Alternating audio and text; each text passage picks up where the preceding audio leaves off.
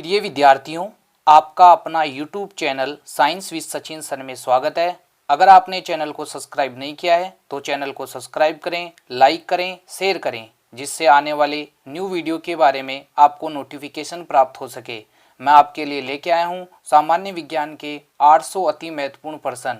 इनमें से कई प्रश्न ऐसे हैं जो पिछली प्रतियोगिता परीक्षा में पूछे जा चुके हैं, कई ऐसे प्रश्न हैं जो आने वाली प्रतियोगिता परीक्षा के लिए महत्वपूर्ण हैं। ये प्रश्न सभी प्रतियोगिता परीक्षा के लिए रामबाण है। तो सभी विद्यार्थी, चाहे वो किसी भी प्रतियोगिता परीक्षा की तैयारी कर रहा हो, इन सभी प्रश्नों को हल करें। ये सभी प्रश्न मैं आपको पार्ट में हल कराऊंगा और हर पार्ट में 25 प्रश्न हल कराऊंगा। तो 25 प्रश्न के साथ मैं आपको 50 प्रश्न बताऊंगा। तो सभी विद्यार्थी इन पार्ट को रेगुलर देखें, नोट्स बनाएं।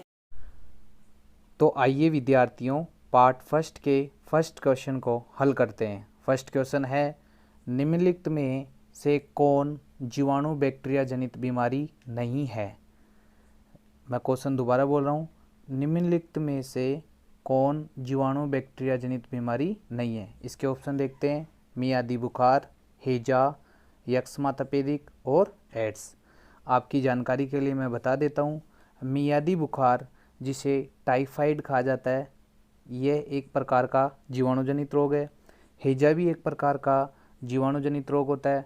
यक्ष्मा तपेदिक या टीबी जिसे ट्यूबरक्लोसिस भी कहा जाता है, ये भी एक प्रकार का जीवाणुजनित रोग है। जबकि एड्स एक प्रकार का वायरस जनित रोग है। तो इसका करेक्ट आंसर है एड्स। नेक्स्ट क्वेश्चन देखते हैं, उत्परिवर्तन का सिद्धांत किस वैज्ञानिक ने दिया। ये मोस्ट इम्पोर्टेंट पर्सन है। उत्परिवर्तन का सिद्धांत किस वैज्ञानिक ने दिया। इसके ऑप्शन देखते हैं, लेमार्क, डार्विन, हुगो डीवरिच और मेंडल। तो आपको याद रखना है बच्चों कि उत्परिवर्तन का सिद्धांत हुगो डीवरिच ने दिया था। ये इसका करेक्ट आंसर है।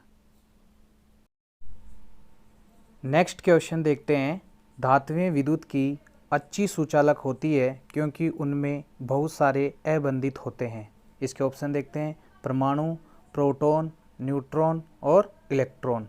तो बच्चों, मैं आपकी जानकारी के लिए बता देता हूँ कि धातुएं विद्युत की अच्छी सुचालक इसलिए होती है क्योंकि उनमें मुक्त इलेक्ट्रॉन की संख्या बहुत ज़्यादा होती है। तो इसका करेक्ट आंसर है इलेक्ट्रॉन। यह एक इम्पोर्टेंट पर्सन है। नेक्स्ट क्वेश्चन देखते हैं, गेहूं का जैविक नाम क्या है। इसके ऑप्शन देखते हैं, मेंजिफेरा इंडिका, टिक्टिकम एस्टियम, मस्का डोमेस्टिका और होमो सेपियंस। तो प्यारे बच्चों, आपको याद रखना है कि गेहूं का जैविक नाम टिक्टिकम एस्टियम होता है। तो इसका करेक्ट आंसर है टिक्टिकम एस्टियम। अब आपकी जानकारी के लिए बता देता हूँ, मेंजिफेरा इंडिका आम का वैज्ञानिक नाम होता है, मस्का डोमेस्टिका घरेलू मक्खी का वैज्ञानिक नाम होता है और होमो सेपियंस मनुष्य का वैज्ञानिक नाम होता है। नेक्स्ट पर्सन देखते हैं, बेरी बेरी कौन से विटामिन की कमी से होता है। इसके ऑप्शन देखते हैं, B2, B6, B7 और B1। तो आपको याद रखना है कि बेरी बेरी रोग विटामिन B1 की कमी से होता है। और आपको ये भी याद रखना है कि बेरी बेरी में तंत्रिका तंत्र प्रभावित होता है। ये क्वेश्चन पूछा जा सकता है कि बताइए बेरी बेरी रोग में शरीर का कौन सा तंत्र प्रभावित होता है। तो आपको याद रखना है B1। नेक्स्ट पर्सन देखते हैं, प्रोड्यूसर गैस के मुख्य घटक हैं। इसके ऑप्शन देखते हैं, नाइट्रोजन व ऑक्सीजन, कार्बन मोनोऑक्साइड व हाइड्रोजन, कार्बन मोनोऑक्साइड व नाइट्रोजन, कार्बन डाइऑक्साइड व नाइट्रोजन। सभी बच्चों को याद रखना है कि प्रोड्यूसर गैस को उत्पादक गैस भी कहा जाता है और ये carbon monoxide plus nitrogen gas का मिश्रण होती है। और एक एक्स्ट्रा क्वेश्चन मैं आपको यहाँ ये दे रहा हूँ कि कार्बन मोनोऑक्साइड व हाइड्रोजन गैस किसका मुख्य घटक होती है। तो आपको याद रखना है वाटर गैस का। किसका होती है? Water gas. ये एक इम्पोर्टेंट बात है। नेक्स्ट पर्सन देखते हैं, पृथ्वी पर उपलब्ध जल की मात्रा का कितना प्रतिशत ही स्वच्छ है। पर्सन मैं दोबारा बोल रहा हूँ, पृथ्वी पर उपलब्ध जल की मात्रा का कितना प्रतिशत ही स्वच्छ है। तो इसका करेक्ट आंसर है 2.5 से 3%। सारे बच्चों को याद रखना है 2.5 से 3%। नेक्स्ट प्रश्न देखते हैं, निम्नलिखित में से कौन सा एक कीटहारी पादप है। इसके ऑप्शन देखते हैं, नाइट किविन, पैशन फ्लावर पादप, घटपणी या पिक्चर पादप, फ्लेम ऑफ द फॉरेस्ट। तो प्यारे बच्चों, आपको याद रखना है कि कीटारी पादप में से कौन सा है, तो आपको याद रखना है घटपणी। और एनसीईआरटी में इस घटपणी को पिक्चर पादप के नाम से भी दे रखा है। तो आपको याद रखना है कि आपके ऑप्शन में पिक्चर पादप भी आ सकता है।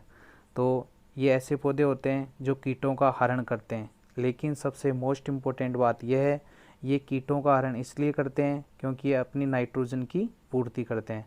तो यहाँ एक इम्पोर्टेंट क्वेश्चन ये बन सकता है कि कीटारी पादप किसकी कमी की पूर्ति के लिए कीटों को हरण करते हैं, तो आपको याद रखना है नाइट्रोजन। नेक्स्ट प्रश्न देखते हैं, और प्यारे बच्चों ये मोस्ट इम्पोर्टेंट प्रश्न है, आने वाली प्रतियोगिता परीक्षा में ये प्रश्न पूछा जा सकता है। कौन सी कोशिकाओं में सबसे ज़्यादा पुनः निर्माण की क्षमता होती है। इसके ऑप्शन देखते हैं, न्यूरॉन, स्पर्म, हिपेटिक और ओवा। तो प्यारे बच्चों, इसका करेक्ट आंसर है हिपेटिक। जो लीवर सेल्स होती है उनको हिपेटिक सेल भी कहा जाता है, और लीवर सेल्स के अंदर पुनः निर्माण की या रीजनरेशन की कैपेसिटी सर्वाधिक होती है। और यकृत का अध्ययन या लीवर का अध्ययन क्या कहलाता है, हिपेटोलॉजी। ये एक इम्पोर्टेंट क्वेश्चन है। और शराब पीने वाले व्यक्तियों में शरीर का कौन सा अंग सबसे ज़्यादा प्रभावित होता है, तो आपको याद रखना है लीवर। लीवर को शरीर का रासायनिक कारखाना भी कहा जाता है। ये भी एक इम्पोर्टेंट क्वेश्चन है, एग्जाम में आ सकता है।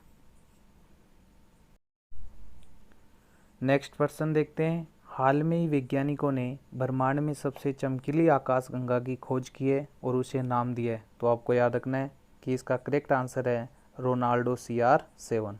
सारे बच्चों को याद रखना है कि हाल में ही वैज्ञानिकों ने ब्रह्मांड में सबसे चमकीली आकाशगंगा की खोज की है और उसे नाम दिया है रोनाल्डो CR7। ये भी एक इम्पोर्टेंट प्रश्न है। नेक्स्ट प्रश्न देखते हैं, रजो निवृत्ति साधारणतः निम्न आयु में होती है। तो सबसे पहले मैं आपको बेसिक जानकारी देता हूँ कि रजो निवृत्ति क्या होती है। तो देखिए, महिलाओं के अंदर मेंस्ट्रुअल साइकिल आता है। तो मेंस्ट्रुअल साइकिल 10 से 14 वर्ष की आयु में प्रारंभ होता है, जिसे रजोदर्शन कहते हैं। और ये 45 से 50 वर्ष की आयु में क्या हो जाता है, ख़त्म हो जाता है। तो इसको बोला जाता है रजो निवृत्ति। तो इसका करेक्ट आंसर है 45 से 50 वर्ष। लेकिन आपको यहाँ एक एक्स्ट्रा क्वेश्चन ये भी याद रखना है कि 10 से 14 वर्ष की आयु में जो रज चक्र है वो पहली बार आता है, उसे रजोदर्शन कहा जाता है। नेक्स्ट प्रश्न देखते हैं, इनमें से कौन सा विटामिन सी का सबसे अच्छा स्रोत होता है। ऑप्शन देखते हैं, आंवला, संतरा, माल्टा और मौसमी। तो आपको याद रखना है कि आंवला विटामिन सी का सबसे अच्छा स्रोत होता है। और जितने भी खट्टे फल होते हैं उनके अंदर कौन से विटामिन की मात्रा होती है, सी की। तो आपको याद रखना है कि खट्टे फलों के अंदर या सिट्रस जो फ्रूट होते हैं उनके अंदर विटामिन सी की सर्वाधिक मात्रा होती है। जैसे करौंदा हो गया, आंवला हो गया, मौसमी हो गया, नींबू हो गया, इन सब के अंदर किसकी मात्रा अधिक होती है, विटामिन सी की। नेक्स्ट प्रश्न देखते हैं, हीरे की संरचना किस प्रकार की होती है। अष्टफलकीय, षटकोणीय, वर्गाकार और चतुष्फलकीय। तो आपको याद रखना है कि हीरे की संरचना कैसी होती है, चतुष्फलकीय। ये एक इम्पोर्टेंट प्रश्न है। और हीरा विद्युत का क्या होता है, कुचालक होता है। नेक्स्ट प्रश्न देखते हैं, किस देश को दुनिया का शर्करा कटोरा कहा जाता है। इसके ऑप्शन देखते हैं, श्रीलंका, क्यूबा, इंग्लैंड और पाकिस्तान। तो आपको याद रखना है कि क्यूबा को दुनिया का शर्करा कटोरा कहा जाता है। नेक्स्ट प्रश्न देखते हैं, और एक इम्पोर्टेंट प्रश्न है आने वाली प्रतियोगिता परीक्षाओं के लिए, कि निम्न में से कौन सा विटामिन प्रतिऑक्सी कारक है। तो इसके ऑप्शन देखते हैं, ए, डी, बी और सी। तो आपको याद रखना है कि एंटीऑक्सीडेंट विटामिन सी तथा ई को कहा जाता है। तो एंटीऑक्सीडेंट विटामिन कौन से होते हैं, सी और ई। तो इसका करेक्ट आंसर क्या माना जाएगा, सी। नेक्स्ट प्रश्न देखते हैं, लेंस और रेटिना के बीच के रिक्त स्थान को क्या कहते हैं? तो आपको सबको पता है कि लेंस और रेटिना के बीच के रिक्त स्थान को काचाभ दरु कहा जाता है। तो इसका करेक्ट आंसर क्या होगा? काचाभ दरु। नेक्स्ट प्रश्न देखते हैं, पृथ्वी का सबसे बड़ा और सफलतम जीवों का वर्ग कौन सा है? तो आप सब बच्चों को याद रखना है कि आर्थ्रोपोडा पृथ्वी का सबसे बड़ा संघ है। तो इसका करेक्ट आंसर क्या हो जाएगा? आर्थ्रोपोडा। और आर्थ्रोपोडा के अंदर कौन आते हैं? कीट। और कीटों का बाह्य कंकाल किसका बना होता है? काइटिन का। ये भी एक इम्पोर्टेंट प्रश्न है। नेक्स्ट प्रश्न देखते हैं, मिट्टी से पानी तथा खनिज लवणों का अवशोषण पादप में कौन करता है? तो सबको याद रहना चाहिए कि मिट्टी से पानी तथा खनिज लवणों का अवशोषण पादप में कौन करता है? जाइलम। और भोजन का परिवहन कौन करता है? फ्लोएम। यहाँ एक इम्पोर्टेंट बात आपको दो और याद रखनी है कि पादपों में जो संचित भोजन होता है वो किसके फॉर्म में होता है? स्टार्च के फॉर्म में। और जंतुओं में जो संचित भोजन होता है वो किसके फॉर्म में होता है? तो आपको याद रखना है ग्लाइकोजन के फॉर्म में होता है। तो ये एक दो इम्पोर्टेंट क्वेश्चन है कि पादपों में संचित भोजन स्टार्च कहलाता है और जंतुओं में संचित भोजन ग्लाइकोजन कहलाता है। सभी बच्चे वीडियो को रेगुलर देखें। अगर एक बार में क्वेश्चन समझ में नहीं आता है तो बार बार रेगुलर वीडियो को देखें। पूरी साइंस आपकी तैयार हो जाएगी। लो जी, नेक्स्ट मोस्ट इम्पोर्टेंट प्रश्न, क्या कि हीमोफीलिया से ग्रसित व्यक्ति को कौन से विटामिन की खुराक दी जाती है? तो आपको याद रखना है कि हीमोफीलिया एक जेनेटिक डिसऑर्डर होता है जिसे आनुवंशिक रोग भी कहा जाता है। और इस आनुवंशिक रोग में क्या होता है? रक्त का थक्का नहीं बनता है।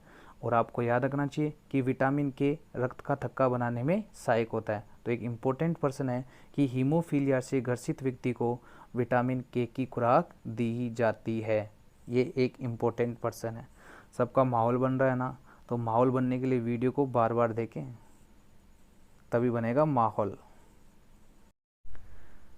नेक्स्ट प्रश्न देखते हैं, एथलीट्स फुट नामक बीमारी किससे होती है? इसके ऑप्शन देखते हैं, बैक्टीरिया के द्वारा, वायरस के द्वारा, शैवालों के द्वारा और फंगस के द्वारा। तो आपको याद रखना है कि जो एथलीट फुट्स बीमारी होती है ये किसके कारण होती है? फंगस या कवक के द्वारा। तो इसका करेक्ट आंसर क्या है? फंगस। नेक्स्ट प्रश्न है, मधुमक्खी के छत्ते में पाई जाने वाली मक्खियाँ के कितने प्रकार होते हैं? तो आपको याद रखना है कि मधुमक्खी के छत्ते में 3 प्रकार की मक्खियाँ पाई जाती है।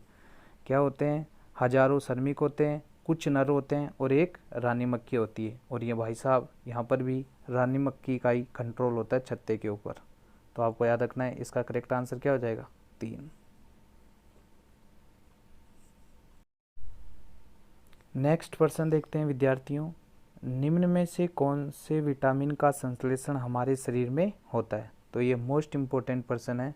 मैं दोबारा इस प्रश्न को बोल रहा हूँ, निम्न में से कौन से विटामिन का संश्लेषण हमारे शरीर में होता है? इसके ऑप्शन देते हैं, डी, के और B12 और उपरोक्त सभी। तो आप सबको याद रखना है कि विटामिन डी का संश्लेषण भी हमारी बॉडी में होता है और विटामिन के का संश्लेषण भी हमारी बॉडी में होता है और विटामिन B12 का संश्लेषण भी हमारी बॉडी में होता है। तो इसका करेक्ट आंसर है उपरोक्त सभी। अगर ये प्रश्न कई विद्यार्थियों को समझ में नहीं आया तो मेरे विटामिन वाले वीडियो के जो टॉपिक है उसको दोबारा देखें। विटामिन का वीडियो आपको यूट्यूब के इतिहास में कभी ऐसा वीडियो देखने को नहीं मिलेगा। नेक्स्ट प्रश्न देखते हैं, निम्न में से कौन सी संरचना मानव के पेसमेकर के समान है? तो इसका करेक्ट आंसर क्या है? ऐसे नोट। ये इम्पोर्टेंट बात है कि मानव के पेसमेकर के समान संरचना कौन सी है? तो इसका करेक्ट आंसर क्या बना जाएगा? ऐसे नोड। नेक्स्ट प्रश्न देखते हैं, जीवाणु विज्ञान का पिता किसे कहा जाता है? इसके ऑप्शन देखते हैं, लुई पास्चर, लुवेनहोक, इवानोवस्की और थियोफ्रस्टस। तो आपको मैं बता देता हूँ, जीवाणु विज्ञान की वह शाखा है जिसमें जीवाणुओं का अध्ययन किया जाता है। और जीवाणु को इंग्लिश में क्या बोलते हैं? बैक्टीरिया। तो प्यारे बच्चों, ये प्रश्न ऐसे भी आ सकता है कि बताइए फादर ऑफ बैक्टीरियोलॉजी कौन है? तो इसका करेक्ट आंसर क्या है? लुवेनहोक। जीवाणु विज्ञान का पिता लुवेनहोक को कहा जाता है। नेक्स्ट, जीवाणु की खोज किसने की थी? लुवेनहोक ने। और जो लुई पास्चर है, यहाँ से भी 2 इम्पोर्टेंट प्रश्न आते हैं कि रोगाणु सिद्धांत या जर्म थ्योरी किसने दी थी? लुई पास्चर ने। और वायरस की खोज किसने की थी? डीजे इवानोवस्की ने। और ये थियोप्रस्टर फादर ऑफ बॉटनी थे। तो मैंने आपको 4-5 क्वेश्चन बता दिए, आपको याद रखना है। तो नेक्स्ट क्वेश्चन के बारे में चर्चा करते हैं और ये पार्ट फर्स्ट का लास्ट प्रश्न है। देखते हैं, लाल रक्त कणिकाओं का कब्रिस्तान किसे कहते हैं? तो आपको पता होना चाहिए कि लाल रक्त कणिकाओं का कब्रिस्तान प्लिया या स्प्लीन को कहा जाता है। तो आपको याद रखना है कि लाल रक्त कणिकाओं का कब्रिस्तान किसे कहा जाता है? स्प्लीन या प्लिया को। तो प्रिय विद्यार्थियों, पार्ट फर्स्ट मैंने हल करा दिया है, सेकंड पार्ट भी आएगा। ऐसे करके हर पार्ट के अंदर मैं आपको 25% हल कराऊंगा। तो सभी विद्यार्थी रेगुलर वीडियो को देखें, सभी पार्ट्स के सभी प्रश्नों को हल करें। आने वाली प्रतियोगिता परीक्षाओं के लिए ये प्रश्न बड़े ही महत्वपूर्ण हैं। तो सभी विद्यार्थी नोट्स बनाएं साथ साथ में और रेगुलर वीडियो को देखें। आने वाली प्रतियोगिता परीक्षा में सामान्य विज्ञान में आपका बड़ा अच्छा कॉन्फिडेंस होगा, ये प्रॉमिस है मेरा आपसे। तो आप सेकंड पार्ट को देखें, थर्ड पार्ट को देखें, ऐसे सभी पार्टों को रेगुलर देखें।